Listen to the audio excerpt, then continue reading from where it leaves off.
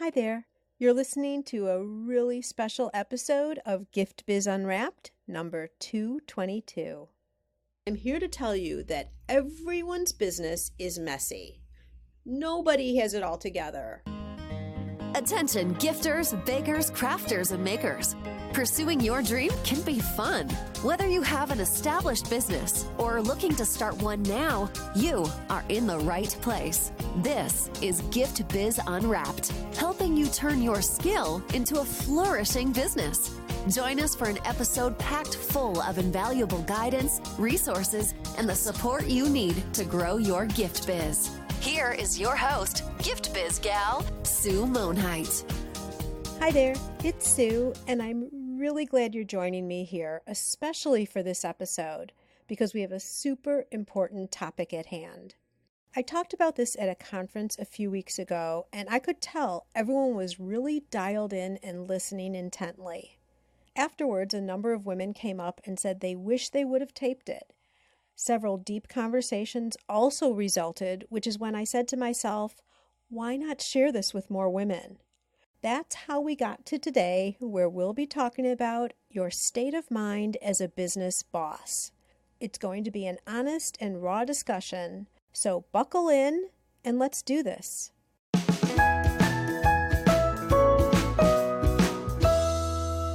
So often in business, we talk about the tactical things. How to run Facebook ads, how to compose an intriguing subject line to increase your email rates, or how to get that perfect photo for your website from your phone. But rarely do we talk about the other stuff, the internal, emotional hard work that's involved in running your own business. That's what we're getting into today, along with how not to let these things hold you up. I want to start out by saying you already have what it takes. You have the skills, knowledge, and resourcefulness to achieve what you've set out to do, what you've been thinking about for a long time, and what's in your heart. The only thing standing in your way is you. Yep, I get it because it's me too. We each get in our own way all the time. And acknowledging this is the first step to dealing with and overcoming the obstacles we put in our own way. But you need to remember, you already have what it takes. To bring some organization to this topic, I've broken the conversation into 5 separate sections that I'm calling mindsets, and we'll go through each one of them individually. We're starting with the overarching topic of the boss mindset. Have you ever heard someone who's an employee say, if I were the boss, I could run this business so much better? Or, this is the craziest way of doing things. If this were my business, and on and on. Truth is that employees, while possibly well-intended, have no clue what it's like to actually run the show. It's an entirely different game when you're in charge, and it requires a different set of skills. I remember back in my corporate days, the natural progression for a successful salesperson was to become a sales manager. The thinking was that they can teach others to produce the results that they've gotten. But guess what? It doesn't translate. There's so much more to management than teaching sales skills, and in quite a few instances, the fabulous salespeople I knew left management to go back and do what they had loved doing and came so naturally to them, selling. All this is to say that owning your own business, like management, takes something different, a completely different way of thinking and being. I'm going to introduce you to a really powerful concept that sets the stage for everything to come. When you understand and live by this, it will be a serious game changer. And it has to do with how you're thinking about yourself and then consequently how you act. We're all striving to be successful business owners. And success will be defined differently for each of us. But we have a vision of what that means for ourselves. My guess is 99% of you think of things in the following way, and I want you to note these words: have, do, be. Let me explain. Thinking in the have, do, be way means your mind goes something like this. Once I have a huge base of repeat customers and I'm bringing in a solid income, then I'll be able to do things like hire employees and sell wholesale in local business boutiques, and then I'll be a successful business owner looked up to as a leader in my community or industry, and whatever else that is for you. This way of thinking is backwards and why you struggle to progress. Your current thinking needs to be flipped. Reversing this model is the true way to achieve success, meaning first you must be, act, think, and behave like the successful business owner that you're striving to be. You must do the things that somebody who is already there is doing. Then and only then will you have the position that you've been striving to obtain for so long. Now, it may take some time to digest this concept because it's counterintuitive, I know. Go through this again if need be, but I want you to truly get this and start applying it to your way of showing up. Instead of presenting to the world a have, do, be approach, get yourself thinking and behaving with be, do, have. There couldn't be a more perfect time than now to do this. No longer do we need to wait for permission to claim our dream. Think about it. Even a short decade ago, if you wanted to have a talk show, you had to wait for someone to select you as their host. Today, you can be the next Oprah. You can start your own YouTube channel or go live on Facebook right this minute. And not long ago, if you were a vocal artist, you needed to be picked up by a label to be heard anywhere outside of your local area. Not so today, given our huge strides with technology. So if you're still sitting back waiting for someone to give you permission to say it's okay and you can go ahead and start now, let me do that for you. You have permission to take action right now. What does taking action mean? It starts with defining a few things for yourself. First, your business purpose. This is defining why you're in business. It's personal to you and doesn't ever need to be shared with the world. This is the deep-seated reason inside that you've decided to be a small business owner. And it's about more than just money. It's a given that you're in business to make money. But perhaps your business purpose is because you're committed to ensuring that your children can go to college. Or you're setting yourself up for a life after retiring from your current 9-to-5, when you'll finally be able to do something that you love. Maybe it's that you want to prove to yourself that you can really do this. Whatever it is, before we move forward with the other mindsets, defining and being honest with yourself about this will help you stick with it when things get tough. It's like insurance for your dream. Then there's the product purpose. This is the customer's reason why they would buy your product. What is it that your product provides to the person who's going to purchase from you? Of course, as gifters, bakers, crafters, and makers, we all have different products that all provide different benefits. But here are a few ideas just as examples. Let's say you sell a snack mix. This is a healthy alternative for grab-and-go or mid-afternoon pick-me-ups. That's the benefit that you provide.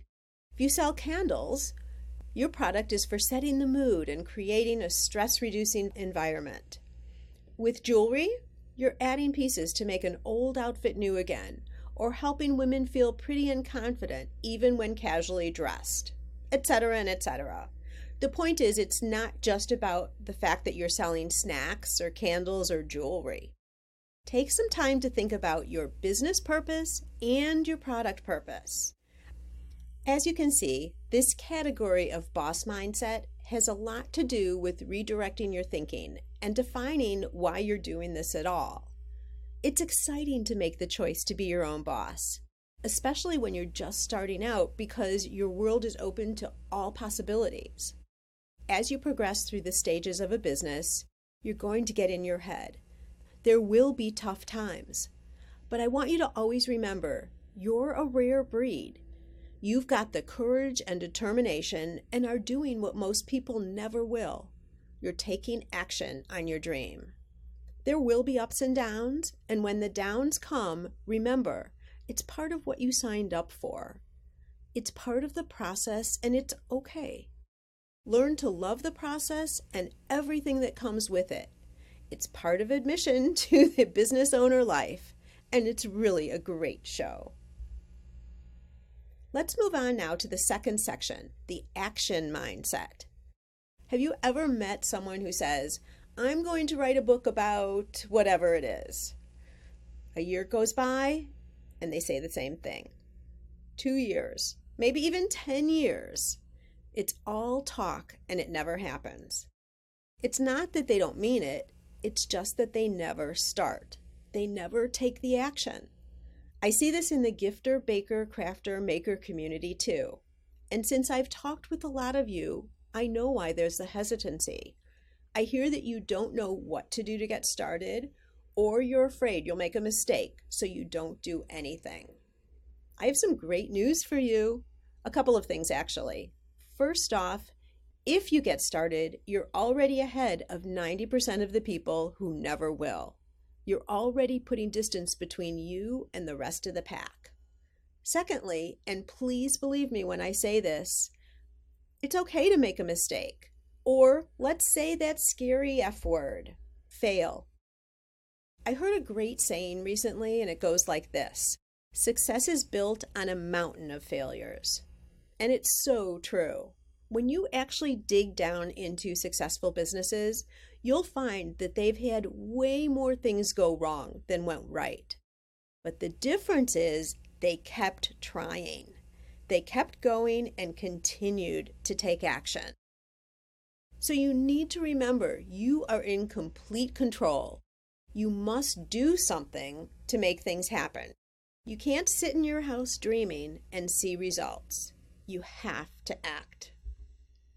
And the truth is, you'll never feel ready. You may be scared, you may question if you can do it, and if what you're doing is right. And you know what? There isn't just one way to get to your dream, but the sure way to failure is by standing still and doing nothing. The best time for new beginnings is now. And I also want to reset this word failure into learning. Think about it. If something doesn't work, that just means it doesn't work. Having something not work teaches you, and you're better for it. Your next move is to figure out how you can adjust or approach a goal from a different angle to try again. So can we all agree from this point forward, there are no failures, only learnings which enrich us and bring us closer to our goals? If there's one thing that has become evident to me in my 4 years of podcasting, it's that every single person has gotten to where they are through a series of small steps. One small action with a second building on top of the first, one by one. This is what creates big things. And the beautiful thing is, each of these smaller steps is so doable. That's exciting and should motivate you.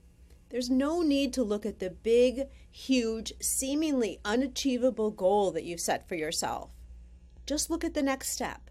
Take action on that, and then move on to the next step, and so on, and so on. By doing this, one day you'll surprise yourself when you realize you've arrived at what in the beginning felt so impossible. But there are stumbling blocks that can get in your way and make you stall out. Recognizing that these are excuses and not real reasons to stop will help you to overcome them. The first is managing your time, meaning being efficient with the amount of time that you have. Do you ever feel like you've been really busy all day, and then when you close up a work session, you find you've not really accomplished anything at all? Oh my gosh, I've been there too. I've learned not to misinterpret activity with action that creates progress.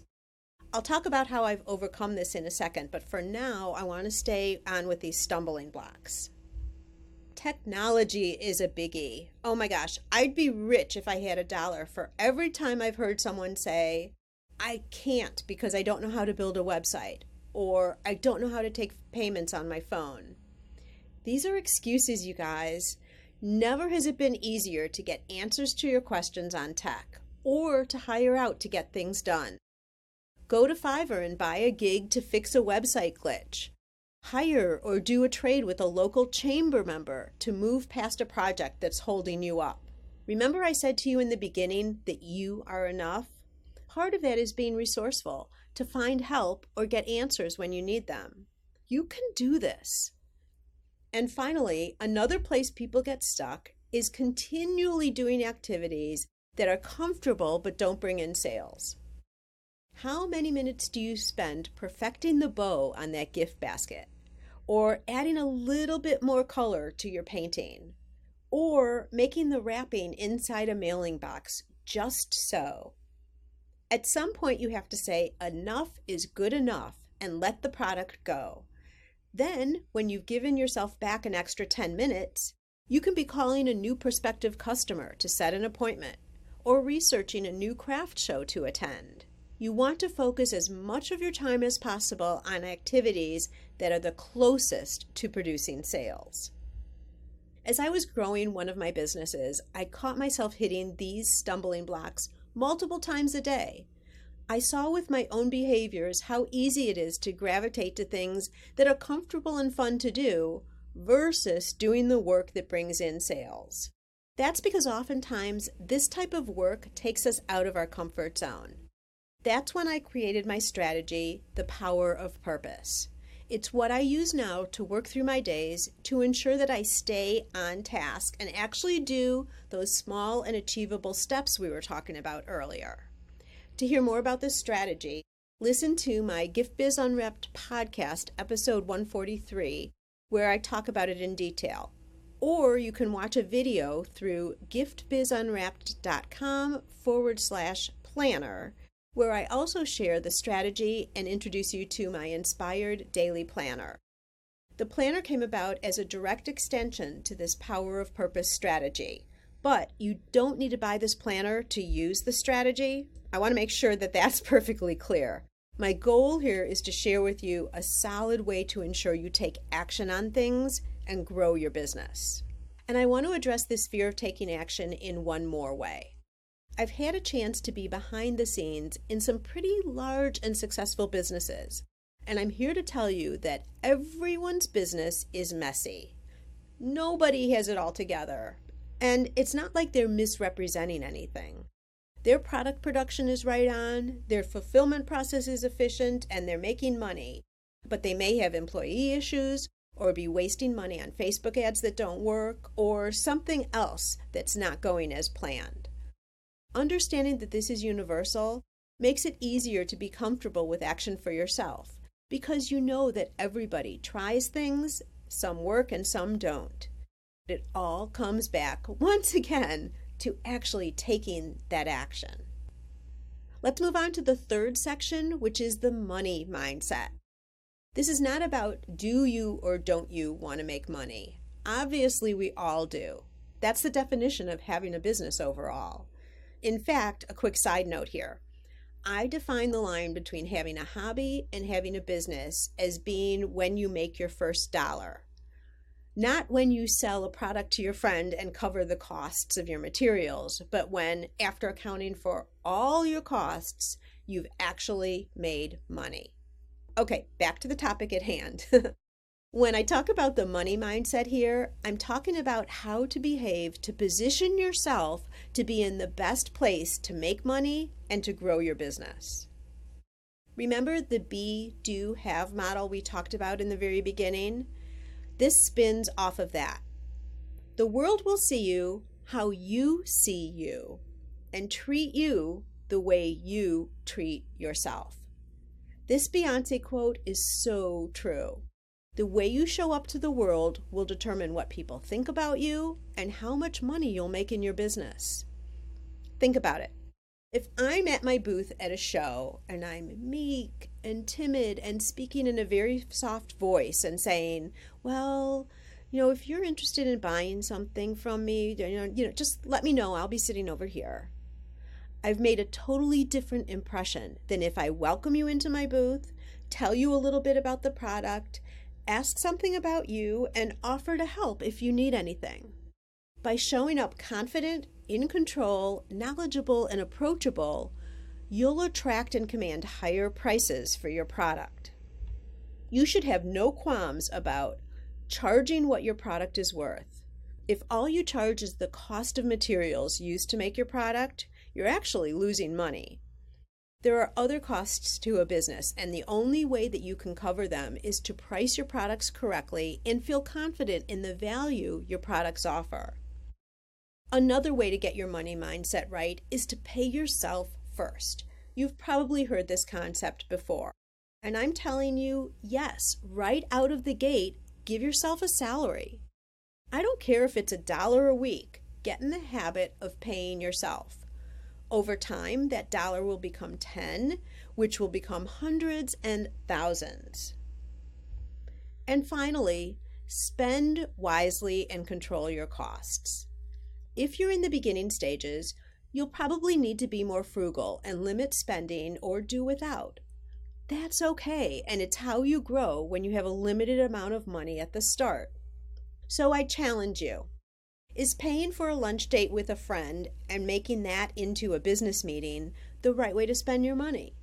Or buying a new computer when the one you have now will do for a little while longer? I'm not saying not to upgrade and spend on your business, but prioritize and spend when the time is right.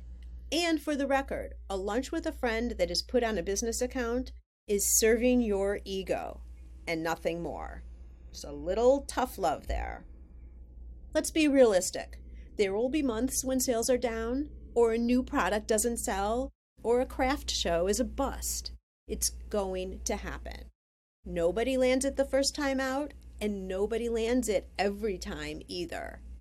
Take things as they come, learn and adjust, and know that the comeback is always stronger than the setback. You'll acquire knowledge and confidence, knowing that you can pull through the hard times.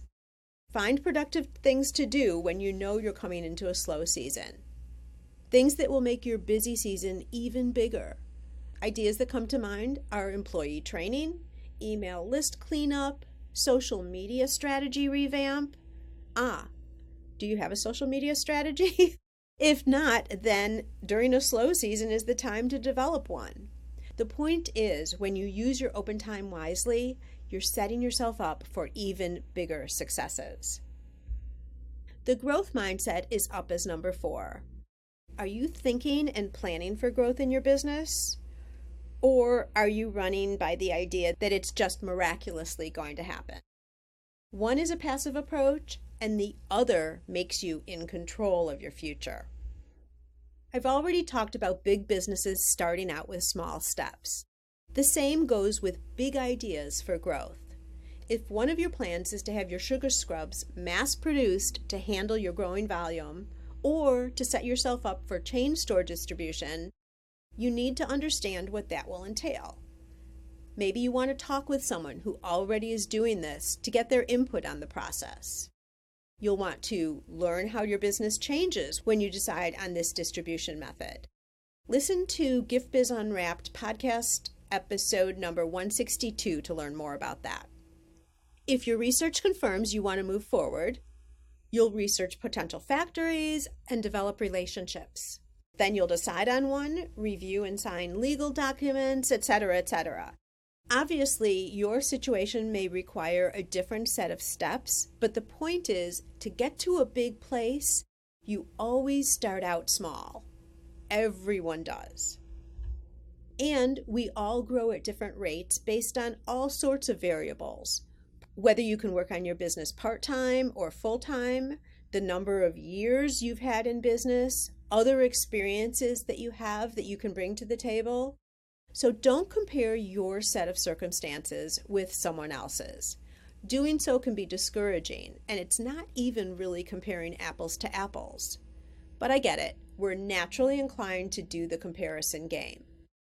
If you catch yourself doing this, think logically. Have you been in business for 4 months and the person you're comparing yourself to has been doing this for 8 years? obviously they'll be further ahead than you are. Sometimes it's best just to stop following people on social media who make you question yourself. It's one thing to learn from others so that you can do better, and another thing to feel defeated and to get in your head about whether you have what it takes to do this in the first place. I want to tell you a story about a friend of mine just really quickly to show you that comparison just makes absolutely no sense. My friend had a gift basket business in Colorado. The business was doing well. Everything was going fine. She'd been in business quite a long time. And then her husband got a new job and they decided to move to Phoenix. And she continued her business there. So she does have customers still ordering from her from Colorado. But she's now trying to make a name for herself in Phoenix. Same business. She's the same owner. Same products, same website, everything is the same. Guess what? Her business started automatically growing. Why would that be? It's a different market. Different markets have different needs and interests, which will produce different results. I bring up this story because it's a perfect example, again, of how you can't compare yourself to anybody else because variables are different for all of us. Bottom line is, there are a lot of different variables for every business. Keep focused on yours and where you're headed, and don't let others distract you or discourage you. Here's something else I know you can relate to. When I started my business, I was fearless about the amount of time and energy I would put in. I'd do anything, literally anything it took to grow the business. If I had to work 7 days a week, 12 or 14-hour days, I'd do it. Until I learned my lesson. My health started failing along with my energy and my passion. Burnout is real. And here's another truth.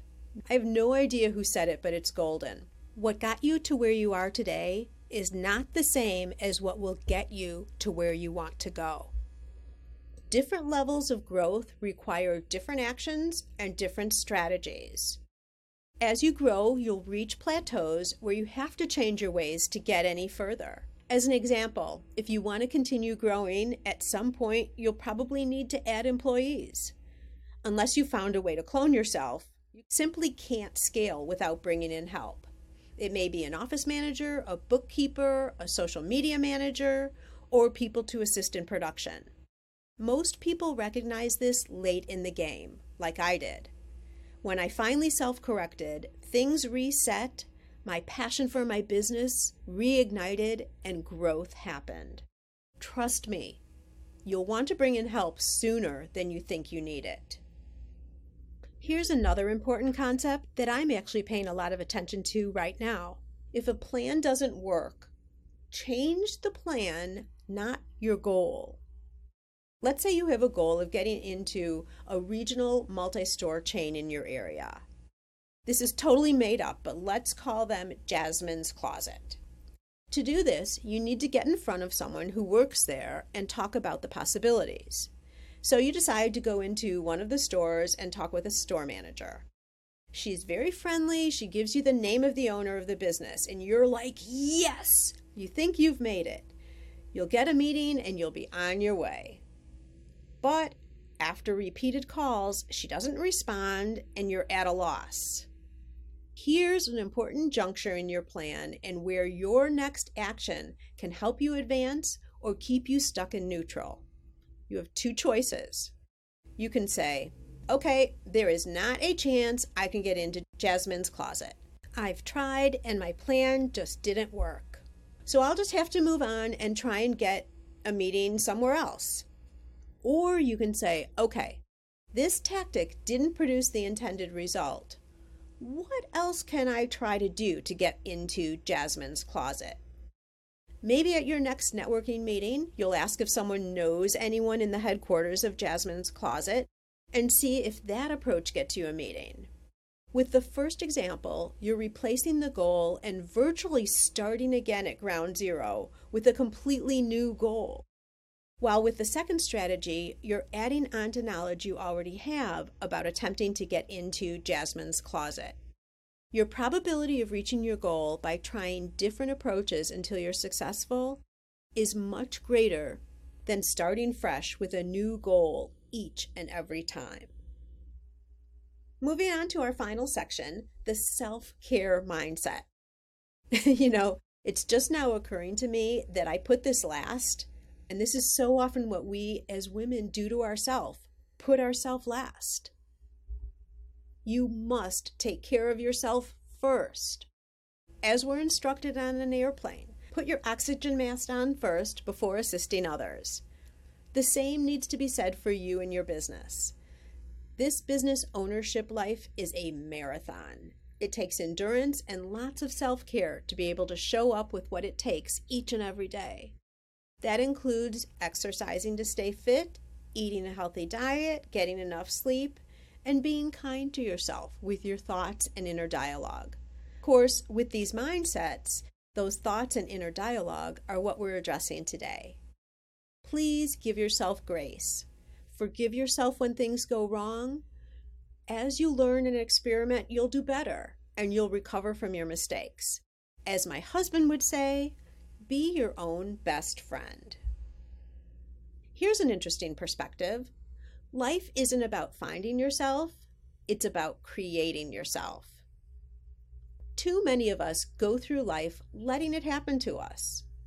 We have the ability to take control and create whatever and whoever we want to be. In today's world, more than ever before, what do you really want for yourself? Define it and go after it. And know that the grass isn't greener on the other side of the fence. They're just using a filter. Oh my gosh, all the picture-perfect lives we see on Facebook and Instagram. We're hearing more and more how this is really starting to screw up our thinking. What people show on social are the highlight reels, the moments when things are going right and life is wonderful, or they want you to think it is. Don't be fooled. It's great to see others enjoying life's moments and sharing their happiness. But know that included with that comes disappointments, self-doubt, and things that aren't going right. It's like that for all of us. It's called being human. Given that, my advice is to focus on the good. Keep your mind set on positive and spend as much of your time as you can there, in the positive zone. And when times are tough, remember, where there's no rain, there are also no flowers. Believe in you, what you've set out to do with your life, and believe in your brand, your product and service, and the value it gives to the world. Your belief in these two things are the most important of all. These mindsets will influence you and your future. I don't know if you're a proponent of the law of attraction like I am, but there are many who agree that when you focus on the good without understanding how and why, the good gets better. And I have the best news of all for you here. I'm taking this out of a recent email I received from Chris Brogan. The best way you can reach the people you most want to serve is to be the one person who doesn't line up neatly with all the other choices. All those differences you've been trying to hide since age 12 might well be your secret power waiting to be discovered. Isn't this freeing? You can change the world by being yourself. You don't need to act like anybody else or pretend to be anything other than who you are. And there will be a portion of the world who will fall in love with you and be by your side to support you, buy your products, and celebrate your success. And in the end, your ultimate achievement will be in saying, not that you should have, or would have, or could have, but that you did. So go out and show the world what you've got. I'll be watching and supporting you the whole way. My hope with this episode is that you'll bookmark it and come back to listen again when you need it. And please, share this with someone who you know is struggling or could benefit from some thought realignment. It happens to all of us, and we should be here to support each other. Thanks again for tuning into the podcast, and I can't wait until we're together again next week. Bye for now. This podcast is made possible thanks to the support of the Ribbon Print Company. Create custom ribbons right in your store or craft studio in seconds. Visit theribbonprintcompany.com for